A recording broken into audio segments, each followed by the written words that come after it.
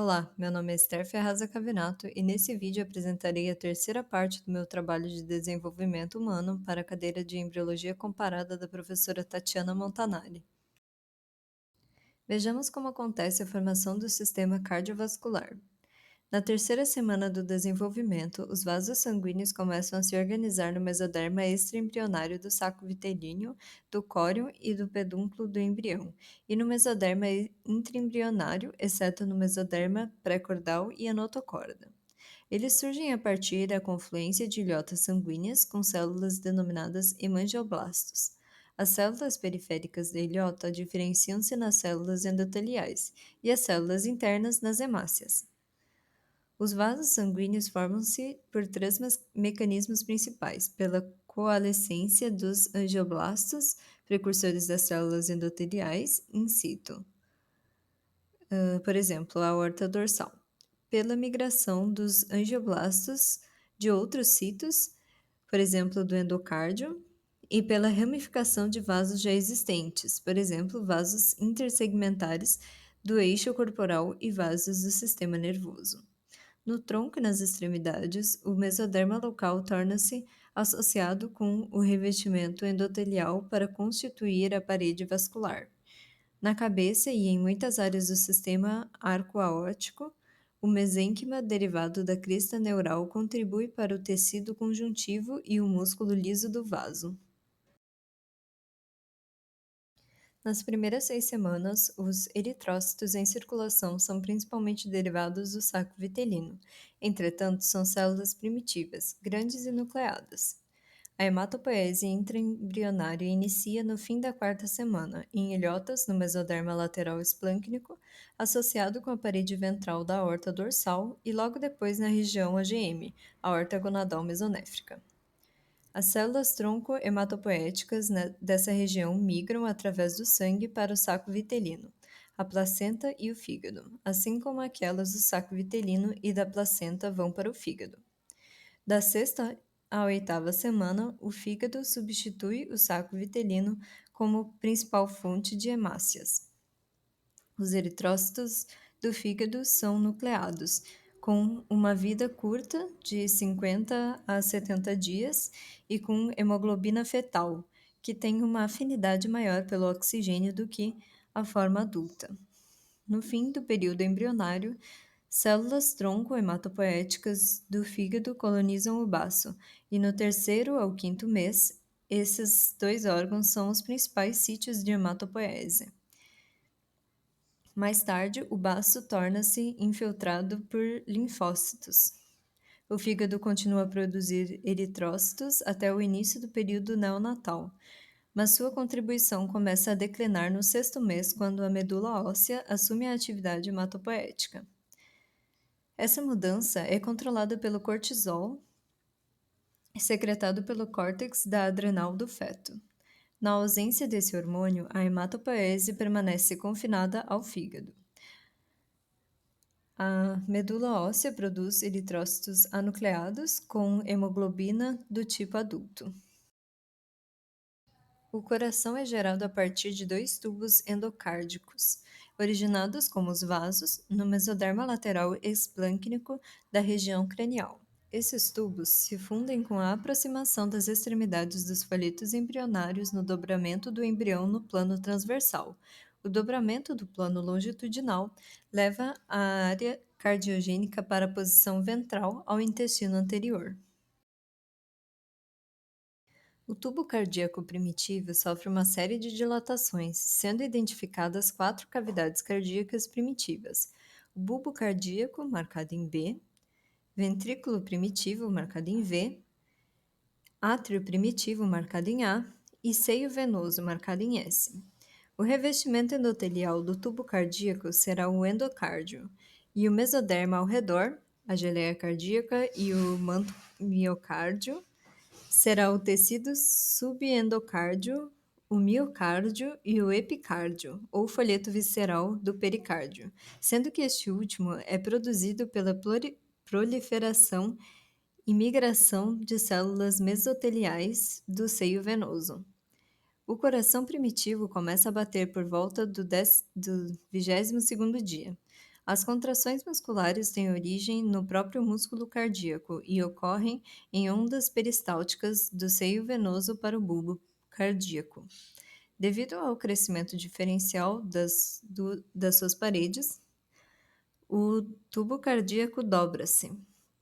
Ocorre um aprofundamento do sulco bulboventricular esquerdo e do sulco atrioventricular direito, fazendo com que o bulbo cardíaco se posicione à direita e o ventrículo primitivo à esquerda. O átrio eleva-se em direção dorsocranial, trazendo consigo o seio venoso. O bulbo cardíaco e o ventrículo primitivo ficarão um ao lado do outro, em posição ventral ao átrio.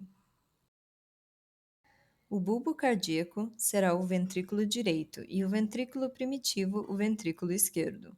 O átrio primitivo expandido lateralmente contornará a porção superior do bulbo cardíaco e o tronco cone, e derivará os átrios direito e esquerdo. O seio venoso desloca-se para a direita e sofre atrofia do seu lado esquerdo. O corno esquerdo do seio venoso originará o seio coronário e o corno direito tornar-se-á o sinus venarum, a parte lisa da parede do átrio direito. O restante da parede tem aparência trabeculada, no qual se abrem as veias cava superior e inferior e o seio coronário.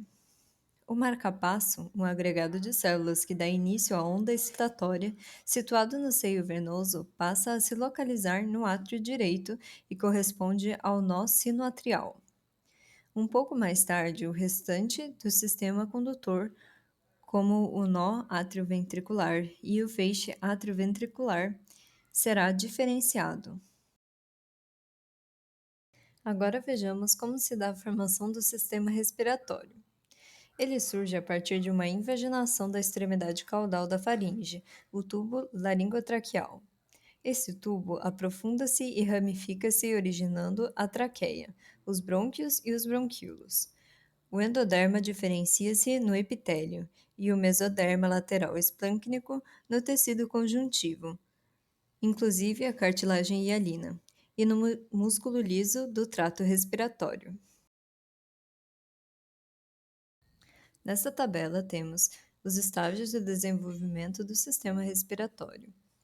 Da quarta à sétima semana do desenvolvimento, temos o estágio embrionário, que abrange o surgimento do divertículo respiratório até os segmentos broncopulmonares. Da oitava à 16ª semana, temos o estágio pseudoglandular, ao crescimento dos ductos nos segmentos broncopulmonares. Na 17ª à 26ª semana, temos o estágio canalicular, que ocorre a formação dos bronquíolos respiratórios e o aumento da vascularização. Da 26ª semana ao nascimento, temos o estágio de saco terminal. Os sacos alveolares organizam-se nas extremidades dos bronquíolos respiratórios e o epitélio dos alvéolos diferencia-se nos pneumócitos do tipo 1 e nos pneumócitos do tipo 2. Do nascimento até os 8 anos de idade, temos o estágio pós-natal. Há inicialmente um aumento do tecido conjuntivo entre os sacos alveolares, mas depois há uma diminuição, favorecendo as trocas gasosas. O endoderma do intestino primitivo prolifera bastante e a luz é obliterada, sendo posteriormente canalizada por apoptose. Erros nesse processo podem resultar em atresia esofágica, quando o esôfago termina em fundo cego. A ocorrência dessa anomalia geralmente está associada com a de fissura traqueoesofágica, que consiste na comunicação entre a traqueia e o esôfago. Agora vejamos como acontece a formação do sistema digestório. No fechamento do embrião em disco para um tubo, as extremidades do endoderma aproximam-se e incorporam a parte dorsal da vesícula vitelina, formando o intestino primitivo. Em virtude do dobramento do embrião, a membrana bucofaríngea e a membrana cloacal ficam posicionadas, separando respectivamente o estomodeu, cavidade oral primitiva, e o proctodeu, do intestino primitivo. Eles são revestidos por ectoderma, que é responsável pelo epitélio da cavidade oral, das glândulas salivares parótidas e do terço inferior do canal anal. A língua desenvolve-se a partir do endoderma e do mesênquima dos arcos branquiais. O intestino primitivo é dividido em anterior, médio e posterior. O intestino anterior origina a faringe, o esôfago, o estômago, a primeira porção do intestino delgado, o duodeno, o pâncreas, o fígado e a vesícula biliar. O intestino médio deriva o resto do intestino delgado, o jejunum e o ilho. A parte do intestino grosso, seco, apêndice, cólon ascendente e metade ou 2/3 do cólon transverso. O intestino posterior forma a última porção do intestino grosso, metade ou terço distal do cólon transverso, cólon descendente, sigmoide e reto, e a porção superior do canal anal. O endoderma do intestino primitivo origina o epitélio de revestimento do tubo digestório, da faringe aos 2/3 superiores do canal anal, e dos seus anexos, glândulas sublinguais e submandibulares, fígado, vesícula biliar e pâncreas. O mesoderma lateral esplâncnico deriva o tecido conjuntivo, o músculo liso e o revestimento epitelial do peritônio visceral. O mesoderma lateral somático é responsável pelo peritônio parietal e pela derme do abdômen. Agora vamos ver o desenvolvimento do sistema urogenital. Começando por essa micrografia, onde é possível ver o mesoderma intermediário, marcado em MI, onde o sistema urinário organiza-se no sentido antero-posterior do embrião. O primeiro rim a se desenvolver é o pronéfro. Ele é funcional somente nos adultos de alguns peixes, como os mixinídeos e alguns teleósteos, e nas larvas de anfíbios. Da aorta dorsal, em A, projeta-se um ramo vascular onde o sangue é filtrado. Esse filtrado vai para o celoma e daí para o túbulo pronéfrico, marcado em T, e para o ducto pronéfrico, marcado em D, o qual corre longitudinalmente no embrião e desemboca na cloaca. Na maioria das espécies, os túbulos anteriores degeneram enquanto os túbulos caudais se formam. O ducto pronéfrico persiste e torna-se o ducto excretor do rim mesonéfrico. O mesonéfro é funcional nos peixes, nos anfíbios e nos embriões de vertebrados superiores. A aorta dorsal, em A, ramifica-se e origina um enovelamento de capilares, o glomérulo. Os túbulos mesonéfricos, em T, alongam-se e a extremidade distal abre-se no ducto mesonéfrico, ou ducto de Wolff, em D, derivado do ducto pronéfrico, e a extremidade proximal torna-se côncava e envolve o glomérulo, formando a cápsula renal. O sangue é filtrado no glomérulo e o filtrado passa para o túbulo mesonéfrico, onde há alguma reabsorção de íons e posteriormente para o ducto mesonéfrico, sendo eliminado pela cloaca. Nas aves, nos répteis e nos mamíferos, o mesonéfro regride, enquanto se estabelece o metanéfro, que é o rim definitivo. O uréter, a pelve renal, os cálices e os tubos coletores surgem da ramificação do broto uretérico, ou divertículo metanéfrico. Os néfrons diferenciam-se em uma condensação do mesoderma associado aos brotos uretéricos, o blastema metanéfrico. Os túbulos do néfron e os tubos coletores tornam-se contínuos, de modo que a urina formada no néfron é eliminada para as vias urinárias. O metanéfro produz urina hipertônica. As células germinativas primordiais, ou gonócitos, originam-se de células na região posterior do epiblasto. Elas passam pela linha primitiva e formam um agrupamento no mesoderma extraembrionário, junto ao alantoide. Na quarta semana, são encontrados no endoderma caudal do saco vitelino. Migram pelo endoderma do intestino posterior e pelo mesentério dorsal até os locais das gônadas em formação, cristas gonadais. no mesoderma intermediário, onde são observadas na quinta semana. Na quinta semana do desenvolvimento, as cristas gonadais são reconhecidas como dois espessamentos longitudinais do mesoderma intermediário entre o mesonefro e o mesentério dorsal. Elas são constituídas pelo epitélio celomático, derivado do mesoderma em contato com o celoma, e pela crista mesonéfrica, que corresponde ao restante do mesoderma. O epitélio celomático originará os cordões sexuais, os quais crescem para o mesênquima subjacente da crista mesonéfrica. A gônada indiferenciada, nesse momento, consiste em um córtex e uma medula. No sexo masculino, em um grupo de células somáticas da gônada em desenvolvimento, há a expressão do fator determinante testicular pelo gene SRY localizado no braço curto do cromossomo Y. Esse fator promove a diferenciação das células dos cordões sexuais primários em células de Sertoli. Na sexta semana, os gonócitos entram nos cordões sexuais primários e pela oitava semana há a diferenciação das células de Sertoli.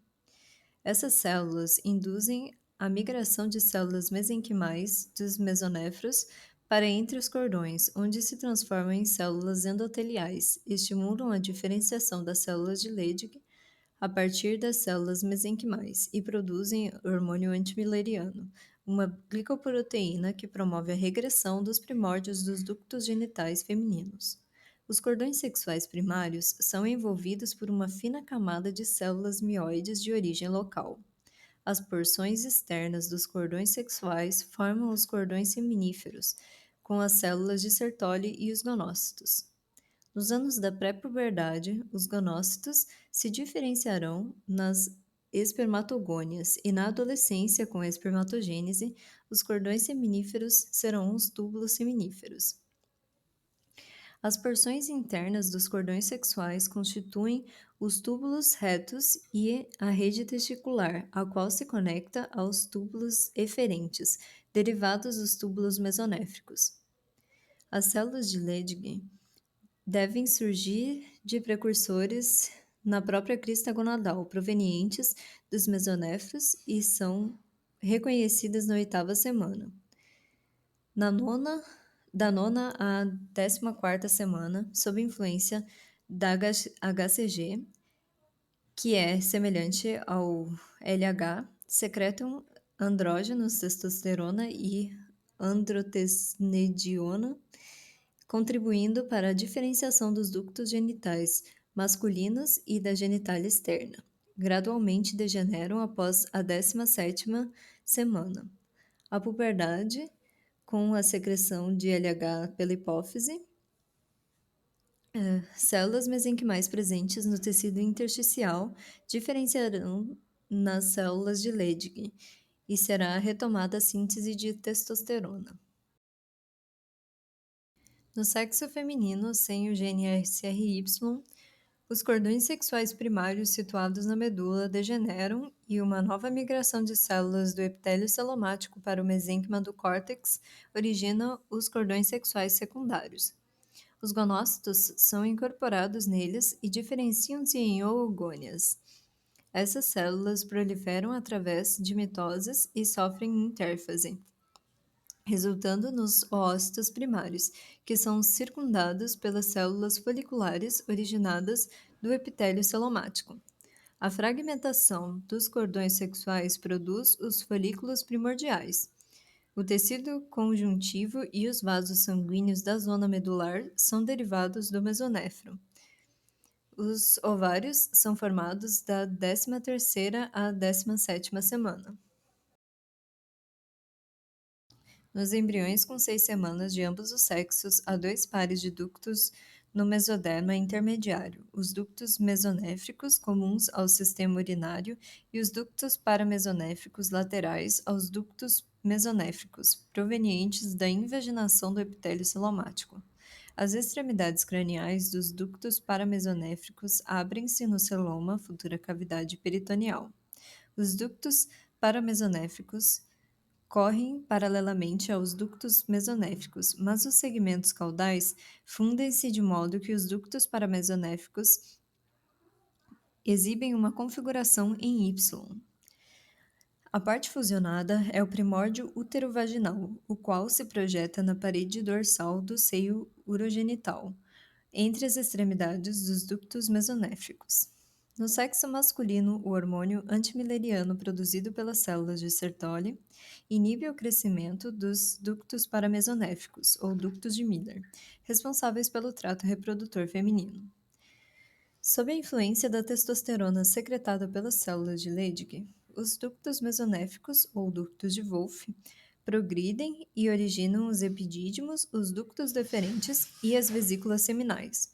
Os canais deferentes são provenientes dos túbulos mesonéfricos remanescentes. O epitélio glandular da próstata e das glândulas bulbouretrais surge de proliferações endodérmicas no seio urogenital. O mesoderma associado diferencia-se no estroma e no músculo liso. No feto feminino, os ductos mesonéficos desaparecerão devido à falta de testosterona, e os ductos paramesonéfricos originarão as tubas uterinas, o útero e o terço superior da vagina, sendo que as porções craniais, cujas extremidades se abrem no celoma, dão as tubas uterinas e as porções caudais, que se fundem no primórdio útero-vaginal, derivam o útero e a parte da vagina. Os 2/3 restantes da vagina diferenciam-se no seio urogenital, portanto, o epitélio vaginal é de origem endodérmica. O ímen é constituído de 2 lâminas de epitélio, uma oriunda do primórdio útero-vaginal e outra do seio urogenital, com o tecido conjuntivo derivado do mesoderma interposto. O desenvolvimento completo do trato reprodutor feminino depende dos hormônios estrogênicos secretados pelos ovários do feto. A genitália diferencia-se a partir do tubérculo genital, em T, das pregas urogenitais, em U, e das pregas labioescrotais, em L. O tubérculo genital origina a glande do pênis ou o clitóris. As pregas urogenitais fusionam-se no corpo do pênis ou continuam separadas e dão origem aos pequenos lábios ou lábios internos. As pregas labioescrotais fusionam-se na linha média, formando a bolsa escrotal, ou continuam separadas, resultando nos grandes lábios ou lábios externos. Agora vejamos como se dá a formação do sistema esquelético e muscular. A segmentação do mesoderma paraxial origina os somitos, que por sua vez regionalizam-se em dermomiótomo e esclerótomo. As células do esclerótomo, marcadas em E, migram em torno da notocorda e do tubo neural e formarão o esqueleto axial. O dermomiótomo divide-se em dermátomo, em D, que forma a derme, o tecido conjuntivo da pele, do tronco, e em miótomo, marcado em M, que deriva os músculos do tronco e dos membros. As costelas desenvolvem-se de zonas de condensação no mesênquima, laterais às vértebras torácicas. Devido ao rearranjo dos somitos para formar as vértebras, a parte proximal das costelas surge da região central do esclerótomo, enquanto a parte distal é derivada da porção lateral do somito cranial. Os processos costais tornam-se cartilaginosos e iniciam a ossificação na sexta semana. Na união entre o processo costal e a vértebra se estabelece a articulação sinovial. Há casos em que o tubo neural se fecha, mas não há formação normal da coluna vertebral. Quando poucas vértebras são afetadas e a medula espinhal e as meninges permanecem no lugar, tem-se a espinha bífida oculta. O local nas costas apresenta uma pequena depressão com um tufo de pelos. O surgimento dos pelos pode resultar na exposição da pele a influências indutivas do tubo neural, que normalmente seriam bloqueadas pelo arco vertebral. Esse defeito ocorre em 5% da população.